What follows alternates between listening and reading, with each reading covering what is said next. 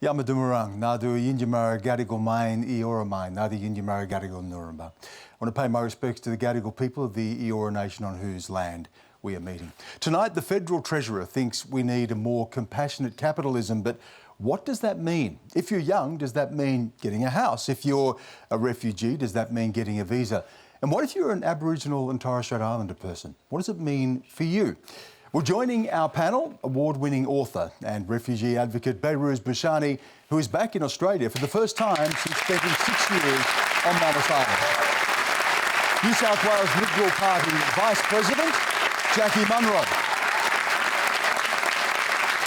National Voice of Our Children, Chief Executive, Liddle. Shadow Minister for Immigration and Citizenship, Tehan. And Assistant Treasurer and Minister for Financial Services, Stephen Jones. Welcome them all. Is Australia still the place of a fair go?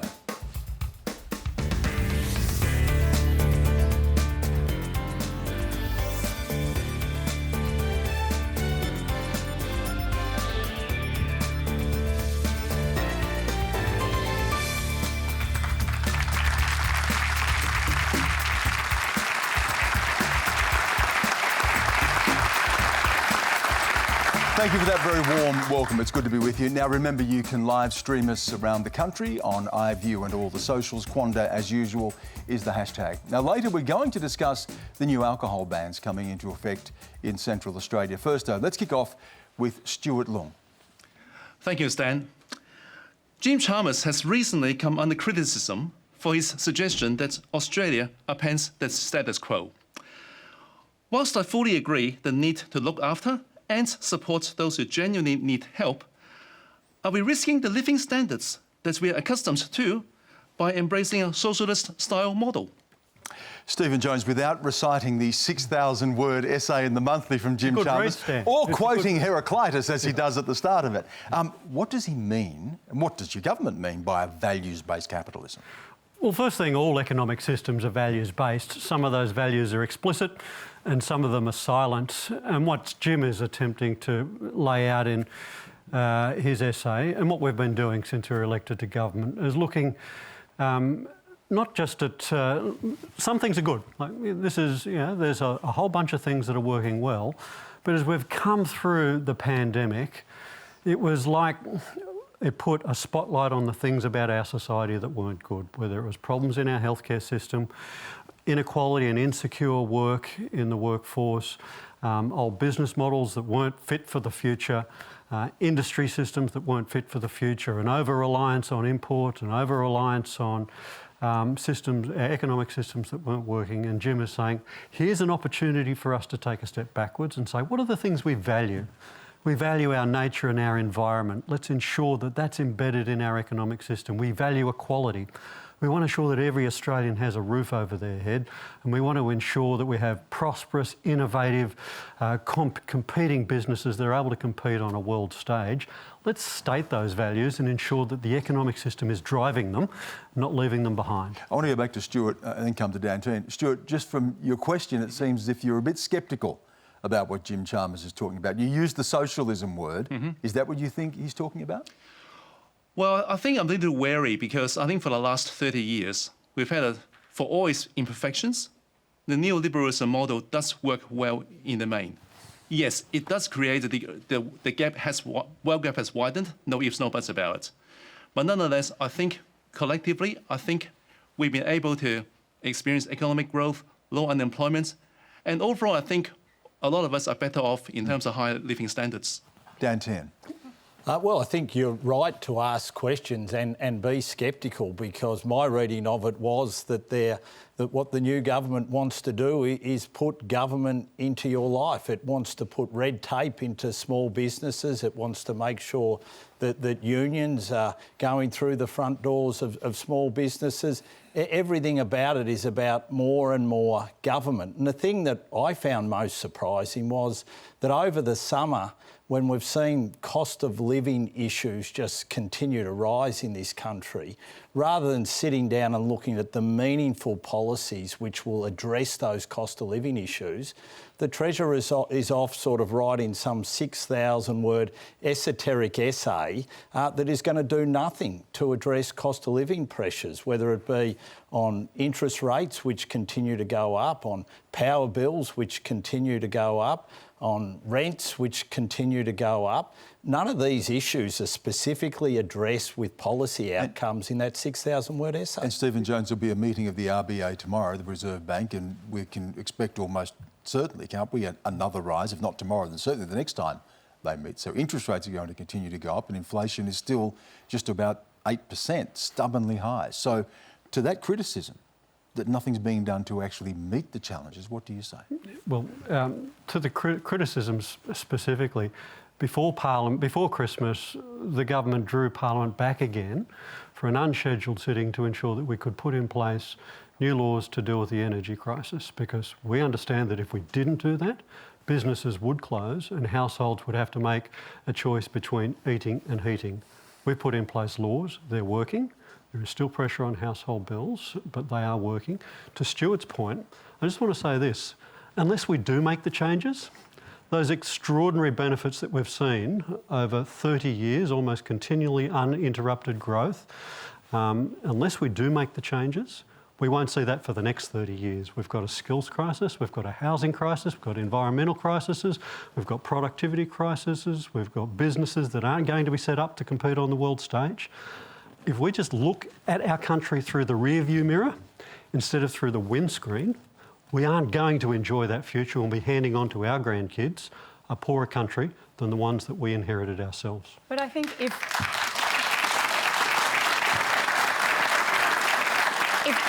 Jim Chalmers' essay had contained all the information that you just spoke about in 1 minute, it would have been a much better essay.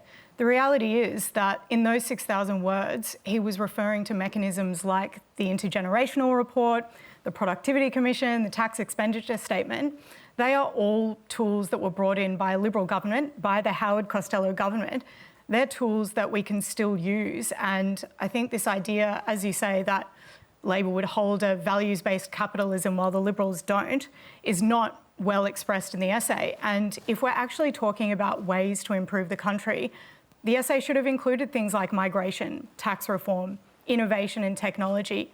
There are so many, housing affordability as well, and particularly in light of the interest rate rise conversation. Those are the kinds of ideas that we need to actually be talking about. But I think the reason that the essay was so talked about is because people are wondering what on earth it actually means. It was banal. It was banal. And are Australians now feeling wealthier or poorer since the election of the Labor government? That is the key question. I mean, well, seriously, the cost of living pressure just on that families are on now. Just on that, we'll go to our second question because it does stay with this question of the economy and fairness. Here's Josh Lowinger. Thanks, Dan. Hey, Josh.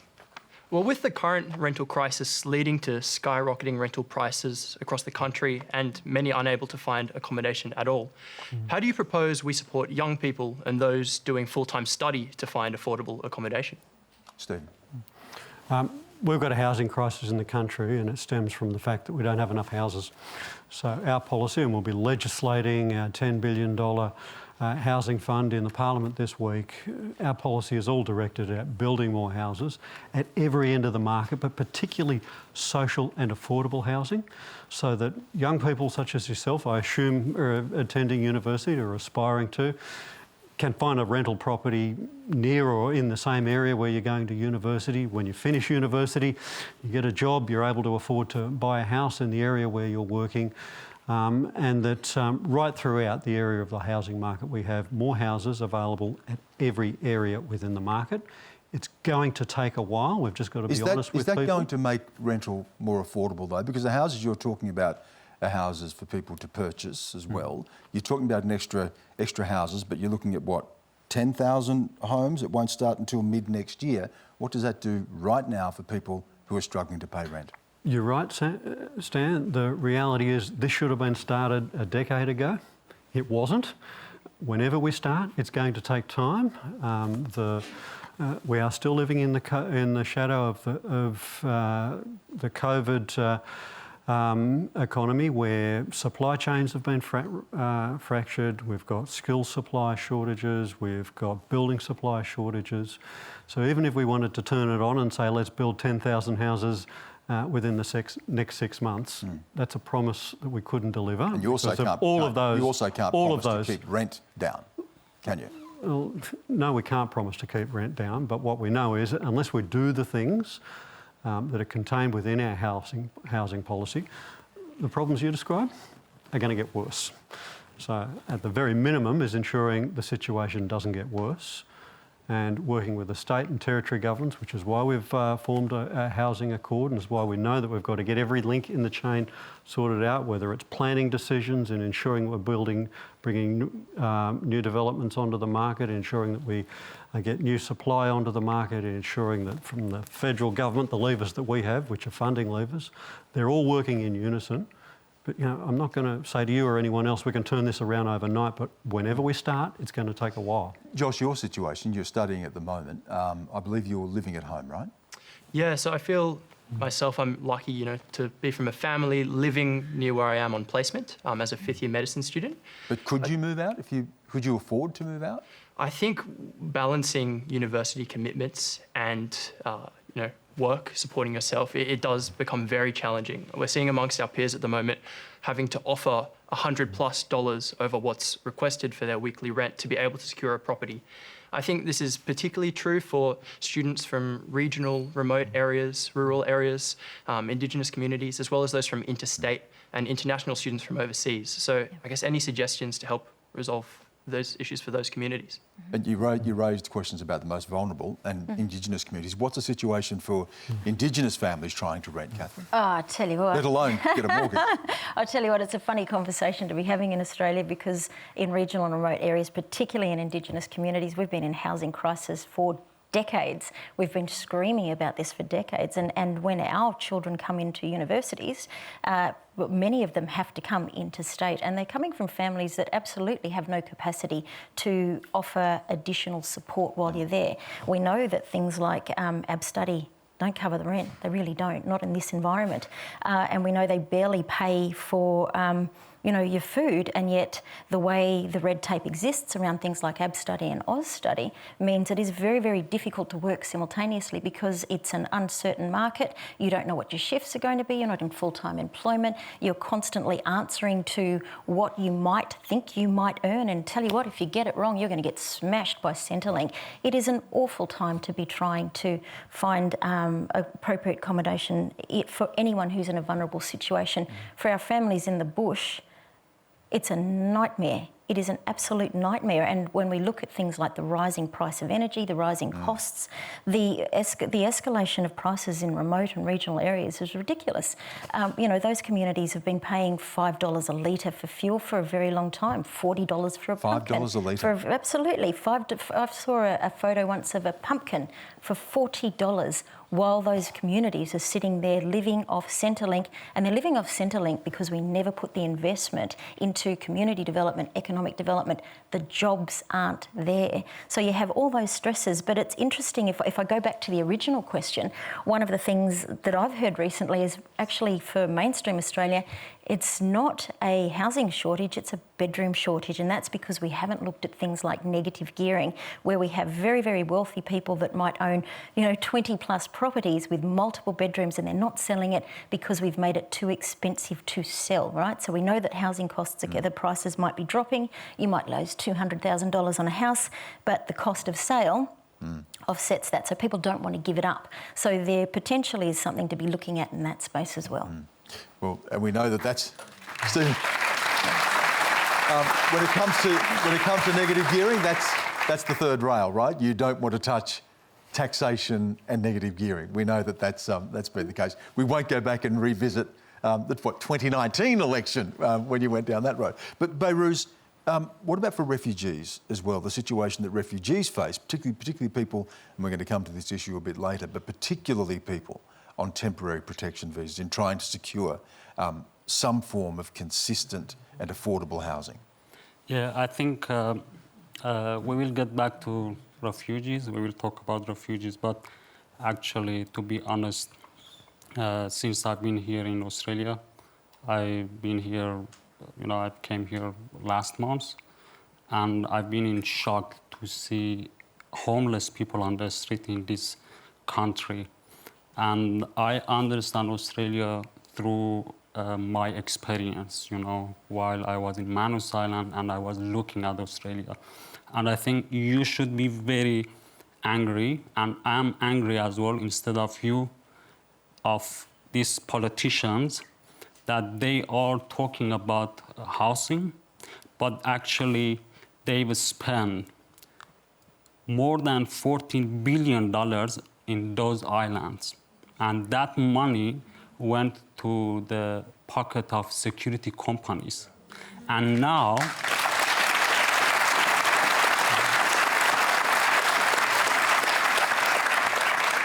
I find it ridiculous that last week this government made a contract with an American company with $420 million just to keep 70 people in Nauru. And those people are in Nauru for almost 10 years. So I think you should ask this question, how they waste this money, and they should be accountable. They should answer that how they use this money, Of course, we will get back to human rights abuse and what this government has done, both political parties, but I think they should answer that how they wasted this money. And that company... I'll give Stephen Jones a quick reply to this, and then we are going to revisit this issue a bit more substantially later, but just a quick response to Behrouz. Firstly, I want to acknowledge your own lived experience. We inherited contracts, we've renewed them. We will ensure that there continues to be an offshore processing facility as a part of our border protection policies, but it's our objective to ensure that there's nobody there. There are over 140 people in Nauru. When we obtained government, there are less than 65 people there today. Okay, our objective is to get that to zero. We are getting ahead of ourselves, but Behrouz is going to be in Canberra tomorrow talking specifically about this. Your objective is to get it to zero when? Our objective is to get it to zero over the course of this year through the processes that we have been accelerating, mainly through ensuring that these people have third country settlements, whether it's New Zealand, whether it's the United States. But they will come to Australia first, mainland, before they're given third country settlement? Some of those details have to be worked out, but my understanding with the Immigration Minister, my understanding is directly a direct transfer to the third. So they will not be coming to mainstream Australia. They will stay in offshore detection. Yes, until they go to a third. Until they are. Actually, here I'm not talking about human rights in this. I know the point. I will get back to human rights, and everyone know that what Australia has done, how Australia has created a tragedy. But now, for that particular question, I am asking about money. What are you going to do with $420 million in that island just to keep 70 people in that island? How you want to use that money? Well, the objective actually... just answer that.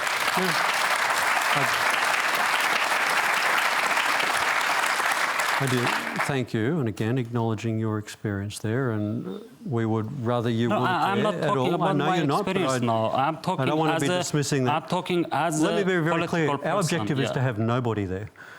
Our objective is to have nobody there, but to continue to have a facility there as a deterrent and to be used as necessary. But our objective is to have nobody there, or if anybody is there, they're there for a very short period of time, until a third country settlement arrangement can be put in place. Well, we're going to come back to this issue, so we'll pick that up again.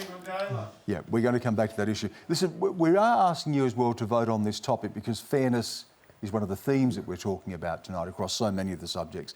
Now, the online poll is probably going to stir some debate, I think, in many households tonight. So we're asking this. Do young people today, listening to Josh's question, have it harder financially than their parents? Cast your votes on your Facebook and Twitter accounts, and we'll bring you the results a little bit later. Next, let's go to a video now from Jamie Chuparula. Hi, I'm Jamie. I'm a Lurcha Pinibi man. I've been living and working in the Central Desert area for most of my life. I was lucky enough to be living on a community for a long time and learnt how to heal people the Aboriginal way, which is the only way out here is through Aboriginal way. We've heard loud and clear from the Central Australian families, communities, tribal groups, language groups, that they want their kids back on country, they want their kids to learn culture, they want their kids learning their language, they want their kids happy and well and safe. You know, youth programs have been underfunded. They've had funding capped for 8 years, but yet we have this expectation that we're going to get permanent solutions out of these short-term funding models, which don't work. My question is, why is government in charge of these? Why is government in charge of this decision-making when they have no expertise in the area? Catherine. Yeah, you know, I actually had the pleasure of going and watching one of the programs Jamie worked in once, and it was this is your country, of course. Yeah, this is my country, and certainly out that way, my nana's mother's country. And this was a Jillera program, so Jillera, the men's tools, and it was the most wonderful thing to watch, the calmness. So those of you who would have heard Stan's Welcome to Country and Language, that is the language that belongs to this country, and the country listens. And I'm sure as you heard those words, a sense of calmness you would not have anticipated hearing would have felt. You would have felt it. When you're watching men, those old men working with those young men on country, and watching them as they make those tools in the rhythm of the country, tools that they've gone and looked for. While they're looking for it, they're talking about what's going on in their lives. They're learning their ancient stories. And you know, be careful of that word ancient, because we are a modern society as well. But these are things we've known about healing for a very long time. And then they sit down with those old men, and those old men look at them and they smile at them and they tell them they're doing a really good job in the most gentle way. And all the time, the rhythm of those tools making people feel strong. So there is absolutely a need for more opportunity to do those things. Do those programs run out of money all the time? Are those policy settings unfair? Are they informed by Aboriginal people? And I think that absolutely connects to the essay, which talked about, are governments listening to people? It also talks to what Bruce was saying when he said accountability. We are looking at internationally at democracies saying governments need to be accountable. Aboriginal people are saying governments need to be accountable. The only people in Indigenous affairs that are ever held accountable for the outcomes that our families and children experience are us. That is why we see escalating numbers of our children in juvenile detention centres. And again, when we're looking at accountability in Australia, and this is not necessarily only for Indigenous children, it can cost up to $1 million per child to put you in a juvenile detention centre. What would it cost to give your family rent-free, a safe home, one where we could wrap you around and we could work on what might be going wrong in your life at this moment in time? So are the right voices in the room? No, they're not. Are we seeing a massive shift towards more local-based commissioning? Yes, we are. And again, that's a lot of the work that organisations like SNAICC does in negotiating for more local-led decision-making and local-led commissioning models. But those things take an incredible amount of goodwill, and they require an incredible amount of transformation within local procurement processes. And Dan Tehan, what we're talking about here, and what Jamie has mentioned and what Catherine has talked about, is a lack of support for the very programs that people are calling for now to deal with the crisis that we're seeing playing out in places like Alice Springs. And yet, remote youth programs have not had a funding increase since 2014, when you were in power. Why not? Why weren't you supporting those programs? Very quickly, it was worse than that. We saw cuts of $500 million. A significant amount of that $500 million was child and family services, 80 million alone Aboriginal child care services that were developed to raise our children steeped in culture with the support systems that they need in order to ensure that our families were strong. And if you look at the emerging trends like Alice Springs, where does that put you? 10 years from children who were 0 to 5 right now. How old are they and who's on the streets? So these are obviously very complex issues, and you know, government. I think it's very simple. Catherine just said you stripped money out and you've frozen money since 2014. Well, it's not complex. I'm not Well, they are very... Well, Stan, they are very complex issues, and there isn't any easy, simple solution. And I don't know the exact what happened with funding. Funding might have been moved from programs because governments ultimately in the end are accountable to what the outcomes on the ground are and might have been moved to other programs. I don't know the exact details of what happened with funding, where it went, what happened. But these are very, very complex issues. And what we need to be doing, and Jamie's absolutely right, we do need to be focusing on the children, and we've got to be making sure that we're getting the best outcomes that we can for those children, and making sure that we've got local solutions which work and ultimately get the type of outcomes that we're looking for.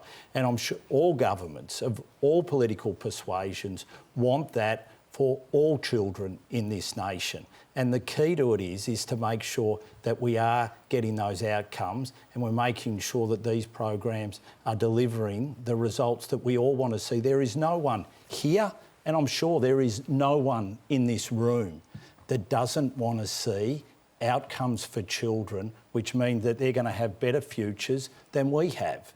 But the complex issue is, how do you achieve that? And governments have been trying to... Would that mean that you would support the voice to Parliament if that brings more of the voices you're talking about into the room? Well, one of the things, and this goes to the heart of this issue, and, you know, what we were working on is ensuring that you do have local and regional voices. Now, all that seems to have been completely lost, and now what we're looking at is the focus is completely on a national voice. I come from a rural... It is. I come from a rural and regional area. I haven't heard mention of the local and the regional voices in the last 6 months of this discussion. I come from a rural and regional area. I want to make sure that the people in my electorate are going to be listened to, because what doesn't work is if you have a bureaucracy in Canberra, and this is what's led to the troubles that we're seeing right across the board. You have a bureaucracy in Canberra that is telling people what should happen and where it should happen. It doesn't work. And the sad reality about Labor governments in particular, the further you get away from capital cities, the more you are neglected. And that's why we need to get back to looking at how are the local and regional voices going to work. But this is where the difference between the practical implementation of a voice and the principle of it being enshrined in the Constitution, I don't think is being discussed differently enough. I support the voice. I think it was fantastic, for example, that Dominic Perrottet, as our Liberal Premier, actually signed but Peter Dutton won't say that he supports it, so where does that leave the Liberal Party? Not yet. And I think there are months to go of this discussion. I mean, it's fair to have a discussion. That's what politics is all about. You've learned enough to support it. Dominic Perrottet's learned enough to support it. So what would you say to Dan Tehan about supporting it? So my view is that it is a good thing for our nation to recognise and respect a group of people who have been custodians of this country for over 60,000 years, and to respect a part of their governance in our founding document. And in a way, I think nothing could be more liberal and even perhaps conservative, in that liberalism is about taking responsibility. It's about that individual drive for progress. And our Constitution, as our founding document of the modern Australian nation, the desire to be enshrined within that is fundamentally a conservative idea, in that you want to, or perhaps a liberal idea, that you want to strengthen the institutions that govern us well. And I think that the voice does that beautifully in recognising our first people in that founding document. So that's the principal argument. The next stage of the practical implementation, I mean, obviously the Calmer and Langton review does in fact talk about the local and regional voices in great detail. Yeah. And that's generally what we seem to be basing our discussion on. OK, well just pause there, because we've got another question coming in specifically on this question of the voice. It also relates to children. Marisha Bartman. Hello, my name is Marisha and I'm a proud Kamilaroi woman. I have been brought up in out-of-home care since the age of 7 weeks old. Growing up in out-of-home care, I have seen the many failures that have occurred, but no action for any change. My question is for Catherine. Do you believe that a voice to Parliament can help address the high number of First Nation children in out-of-home care and have a more positive impact for First Nation children and families? Thank you. Look, I think the first thing to acknowledge is the voice conversation is very challenging for Aboriginal people because it's out in the open and it brings out a lot of opinion, and Aboriginal people have every right to fear any process where government has been involved, because what we're looking at is multiple years of policy failure where Aboriginal people have come up with fantastic ideas over and over and over again. Up it comes, as you said, failure in implementation. If you want to think about what that means in a policy landscape, because policy sounds difficult sometimes, and if you're not across it and you're not working in it, you don't realise how it impacts on every single part of your life. An example perhaps is COVID. We talked about that at the beginning. So COVID was really the first time in Australia all Australians were imposed by policy, right? For the first time ever, you had a government telling you where you could go. That impacted on what you could eat, where you could work, who lost jobs, what economies would be going forward. Now, we also know that that period of time was desperately needed. It came out of a period that we needed to protect people. And so it came from a period of, a feeling of goodwill. But we also know that Australians were deeply and profoundly impacted on it, and many people will be having emotional problems and mental health problems for a very long time as a result of it. When it comes to Indigenous affairs, we have had policies like that imposed on us for 200 years, and it has not stopped. There is no break in the rollout of that. Just on that, Catherine, now we've seen alcohol bans reinstated. Yep. Is that an example of the sort of policy you're talking about that is racially defined and focused, or is that a necessary short-term for a longer-term hopeful solution? Look, there is absolute truth in that it is very complex, and there is absolute truth that we need some form of circuit breaker. What is also absolute truth is the behaviours that we were witnessing and continue to witness in Alice Springs were already escalating before the alcohol bans lifted, which shows us a broader policy failure. So when we go back to child protection, what we know is if we had something like a voice that was constitutionally enshrined, it would be almost impossible to get rid of those policy changes that Aboriginal people fight for themselves. And again, like everybody else in the audience that might be Aboriginal at home that's Aboriginal, I've had to wrestle with myself over these things. And again, we belong to the Coalition of Peaks. We negotiated the new agreement that said transform the system. You see this come in and there is a level of fear, like will this override everything that we fought for around local commissioning models? But when we step back and we look at what say for example me, I'm not on one of those groups. I wasn't picked by the Liberal government, I wasn't picked by the Labor government. I am not one of them. Well, you're here tonight though, Catherine. But I'm here tonight, right? But I do know a lot of people... Just here tonight. Absolutely, just here tonight. So I'll make the most of it, right? But I do know a lot of those people have been in the trenches since before I was born, and they have interrogated this and interrogated it. When it was being negotiated, so the Uluru Statement of the Heart from which this comes, when it was being negotiated, I was actually doing ceremony. That's how much I cared. I was doing ceremony on my country, and in came the helicopters to pick up my nanas. And my nanas thought it was so important that they left ceremony and they took our ancestors with them to go and dance for it. So those people reckon they talk for, those people that don't have a voice, my nanas that sit out in the bush, they went and danced for this. That says something. They went and danced for this. If you're just joining us, you're watching Q&A live with Behrouz Boochani, Jacqui Munro, Catherine Liddle, Dan Tehan and Stephen Jones. You've got a lot of questions on visas and the way we treat refugees in this country. We'll get to those shortly. Our next question, though, is from Faz Majedi. There's a lot more to it, but basically, when will the Liberals liberate their own party from themselves and evolve with the times? Or are they doomed to end up a minority party? We've got two. No, Dan. I think Jacqui might like you to take the lead on this one. We've got a proud history of governing in this nation, and we're going nowhere. We've just. Do you mean that literally? Yeah, agreed.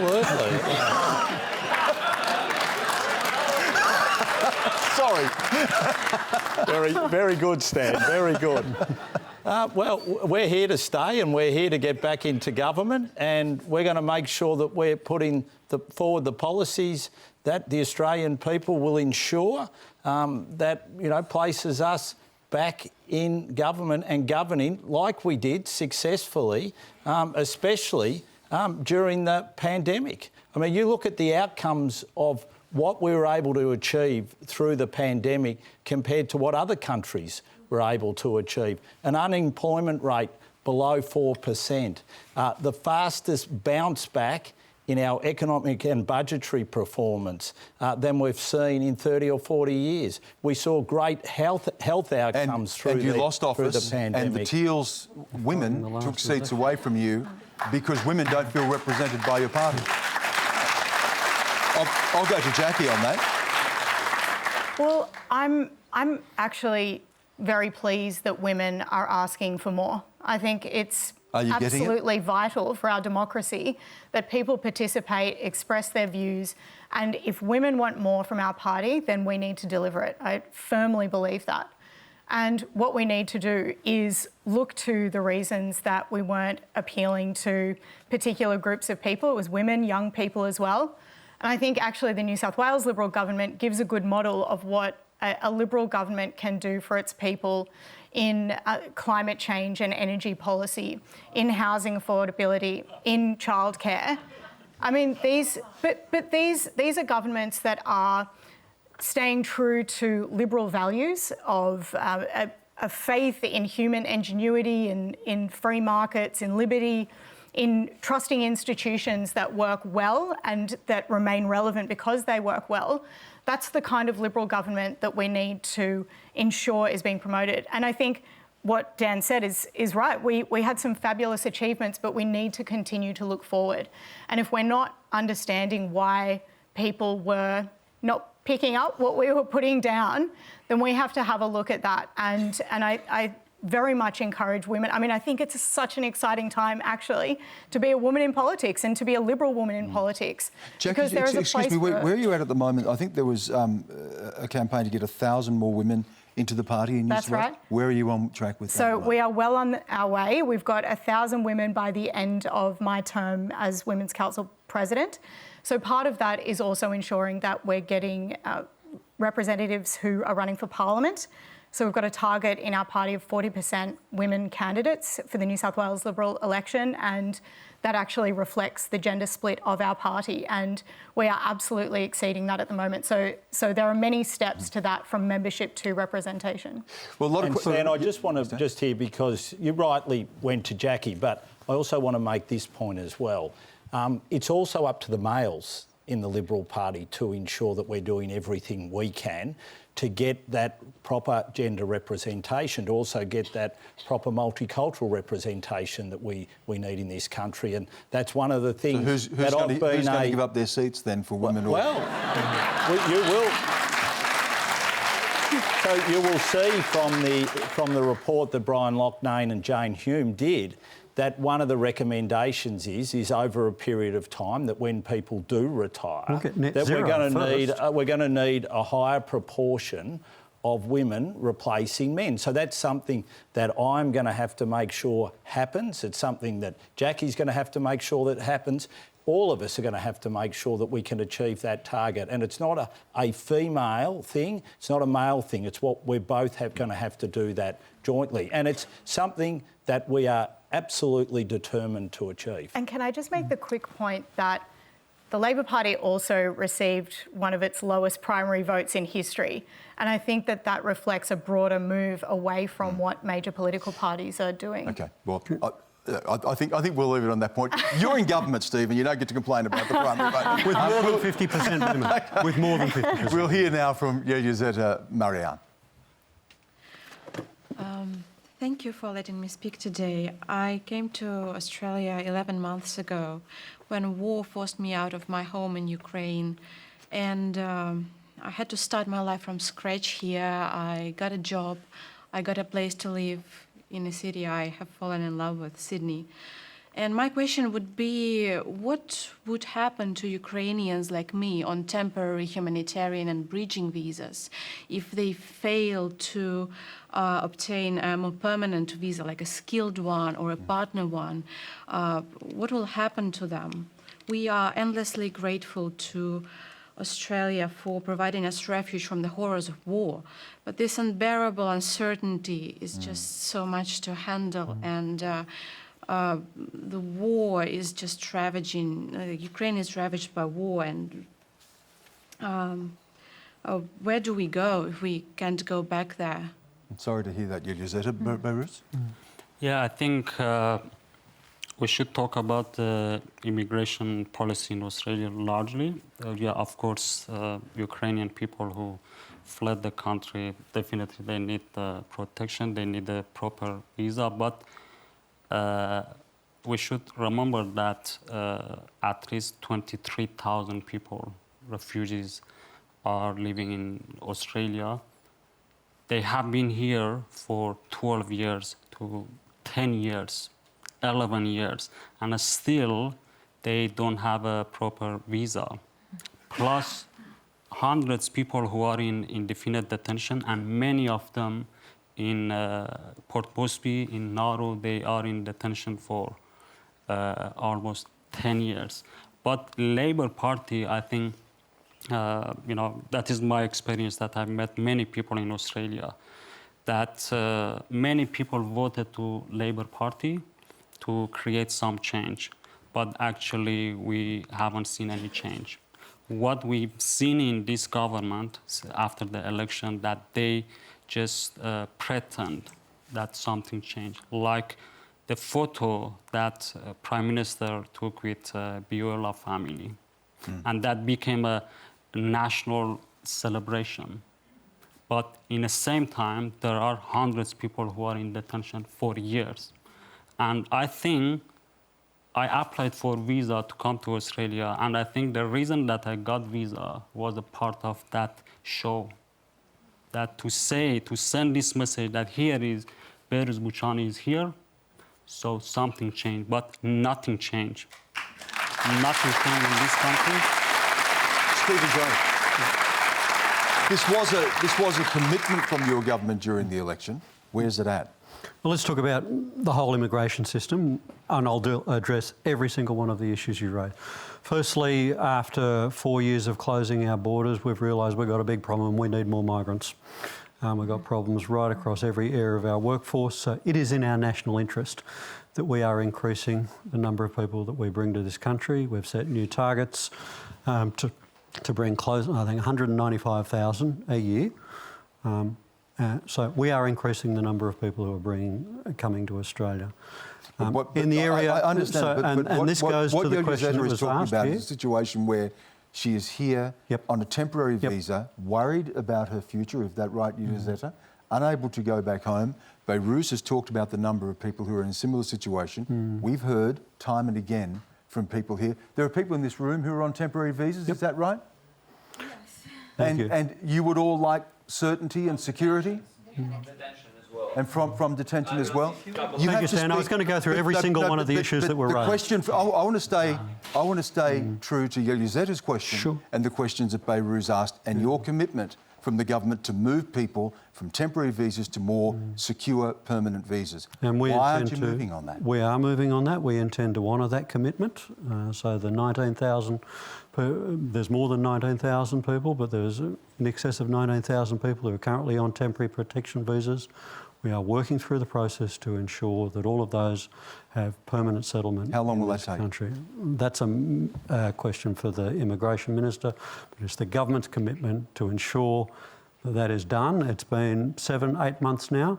At the same time, we've had to bring in thousands of new staff to do the visa processing process because they were all essentially moved out of the department. So we've got a huge job of work to do, and it's, yes, we want to deal with your situation and the humanitarian situation. We've got, I think, about 17,000 humanitarian places per year. We've got a commitment to double that. So 17,000 per year plus a commitment to double that.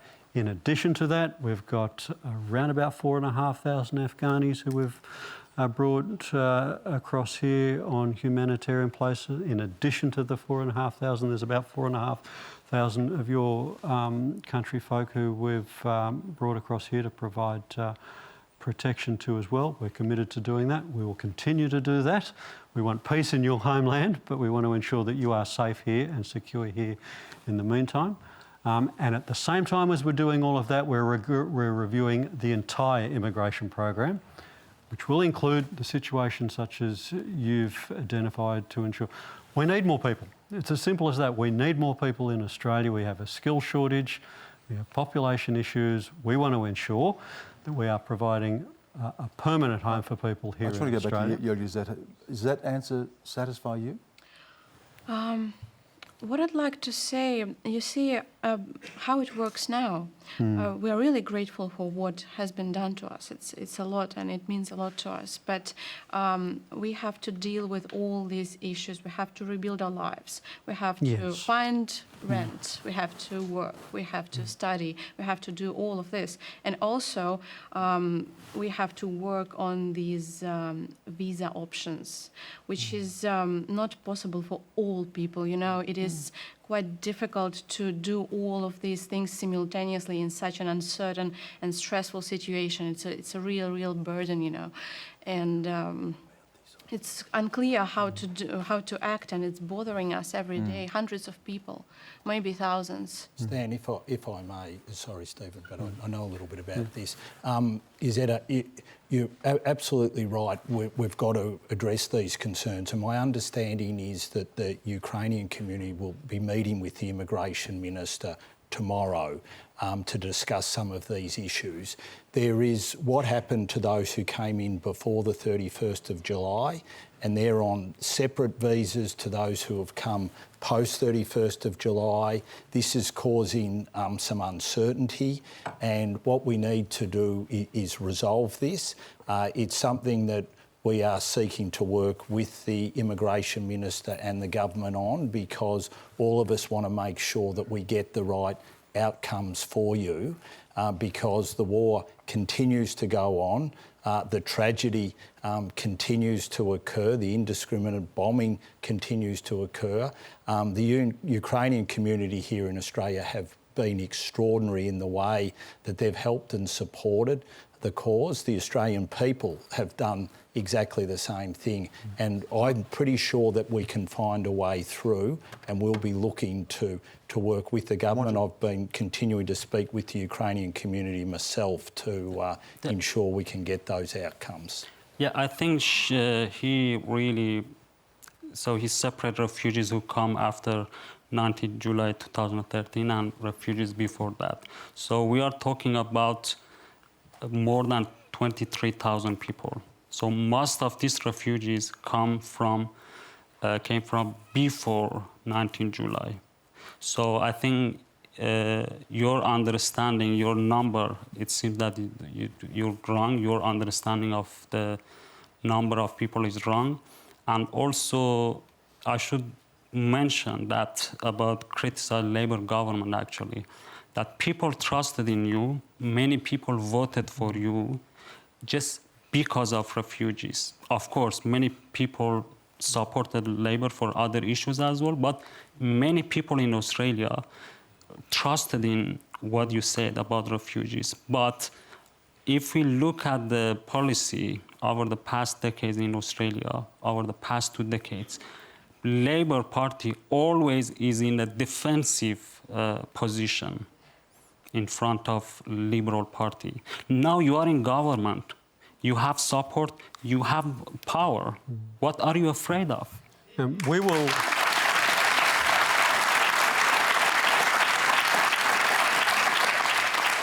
It's not about being afraid, it's about us. That's what I've witnessed. I've been following Australian politics for years. It's about us delivering on what we promised to do. So our border protection policies will remain in place, to use the Prime Minister's words. You can be firm on that, but have a strong heart. So the temporary protection visas, we are working through that to ensure the people on temporary protection visas have will have permanent residence. We're at the same time dealing with the Afghanistan issue, at the same time dealing with the Ukraine issue, at the same time trying to move through literally thousands and thousands and thousands of visa applications. You cannot... While they wait. And we are working through all of these issues. I'm not going to give a date on. It's not as simple as just throwing out a date like that. We are working through to ensure that we honour our election commitments. But I can guarantee you, if we step outside of that and start doing things that we promised specifically we wouldn't do, this audience would be filled with a different group of people abusing us for breaking an election promise and doing the exact opposite of what we promised. Because we're also talking about people from Iran. I want to go to a question now from Rayane Beboudi. Yes. Hi, I've got a slightly different question to Behrouz. Hi, Behrouz. In your past interviews, you have repeatedly criticised the mainstream media in what you believe they have failed to portray a sound and fair reflection of the reality. You called it the dark side of democracy. Since you retrieved your freedom, you have been very well featured in many Western mainstream media, like here in ABC. What has changed your views, media, both or none? Thank you. Yeah, thank you very much. I think that is a critical question because for many years I've been, working as a journalist, and the language that I used was and is not following the current journalism language, because in my perspective, at least about refugees, that media are a part of or are serving this system, So for many years, even ABC, if we talk about ABC, for 1 decade, Australia has been doing, in my perspective, crime against humanity in those islands. But actually, this particular program, how many programs we had about refugees, that people come here and discuss it, right people. I know that we already had 1 program, but I think people who appeared in that program, most of them were wrong. They were not people who were working on the ground. So I think Australia should face this reality. Australia should really discuss this, People should really know the truth about what's happened in those islands and in detention in Australia. We are facing a detention industry, and this detention industry that I mentioned before, they've spent $14 billion in this, detention, and people of Australia, I think, have this right to know, and they should know, they should hear that from the mainstream media in this country. And that is your duty. We are living in a liberal democracy. We are living in a democracy. So I think people expect that people come here and tell the truth. That's what people expect. Jacqui, I want to go to something that we have Behrouz here, and something that Peter Dutton said when he was Immigration Minister, that Behrouz would not be permitted to come to Australia. And he said, I'll be very clear about that. What do you say to Behrouz tonight when he's sitting here talking about the plight of refugees when Peter Dutton didn't want him here? Well, can I say that I'm very happy that New Zealand have accepted Behrouz as a permanent resident, because if you look at Australia's... And we couldn't? No, this is a really important point. If you look at Australia's record at taking refugees, it is far, far superior to that of New Zealand's. So, well, look at the record. But I think the question was directly, though, you're not speaking to Behrouz. No, I should say something, actually. I'm very glad that for the first time, someone from Liberal Party mentioned my name. And, there you go. And that always they call me an individual. Peter Dutton and others. Malcolm Turnbull in the election on 2016, he just pretended I don't know this guy. So I think that shows the mentality of this system and this government, because they don't want to recognize us as a human being. And that's why they design a system to dehumanize refugees. So I'm very glad that you mentioned my name. You did mention that. Can I go back to Rihanna? You had a follow-up question as well about the situation in Iran. Sorry, can you say that? You have a follow-up question as well. Yes. I think another thing Behrouz would like to talk about is about IRGC, right? That's the Iranian Republican Guard. Yeah, stands for Iranian Revolutionary Guard Corps. I've got a challenging question for you, Behrouz. IRGC is an official military arm of Iran, which simply means, for the people who don't know context, that hand in hand with the military of Iran, IRGC has defended the integrity of my country, Iran, over decades. Now, in the current situation, don't you think that putting IRGC under the terrorist list, which even doesn't fit the Australia regulatory framework, would mean a preliminary action for another war in a region you and me have come from? Don't you think that you, as a human rights activist, can you be very clear saying that, are you an advocate of war, another war against your motherland country, Iran? Thank you. I think your approach is very wrong, because you say that IRGC has been defending Iran, but actually IRGC had a big role at creating a huge tragedy in Syria. That's why I think, and also because IRGC, they have killed many people, especially over the past 4 months. 500 people, protesters on the street. That's why I strongly believe that IRGC should be in the terrorist list. That's what I believe. There you go, Stan. I bet you didn't expect that me and Behrouz would be actually agreeing on something like this. And I agree with you, Behrouz. You are absolutely spot on. And Stephen Jones, is that likely to happen? These are matters for the Foreign Minister to announce at the appropriate point in time. It's not my role to do that. Can I actually make this point, though? I'm glad you're here. I'm glad that you're featured on programs like this, and I'm glad you're coming to Canberra tomorrow.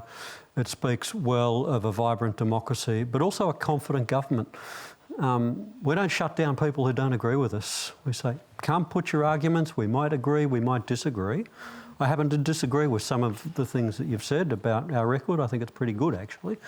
And it will get better as we implement our policies. But I'm glad you're here. Actually. I'm actually glad you're here, and I'm glad you're advocating the points, and I'm glad you're telling your story. I think it's a good thing. This is a really important point, though, because if you know a little bit about Behrouz's background and story, it was actually Kevin Rudd and a decision that he made in 2013 that meant that Behrouz didn't come to Australia.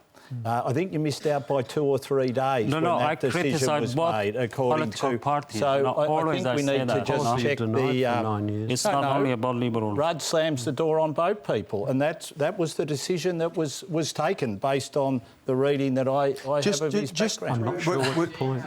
We're almost out of time, but just finally, Behrouz, what would you like to achieve tomorrow when you're in Canberra?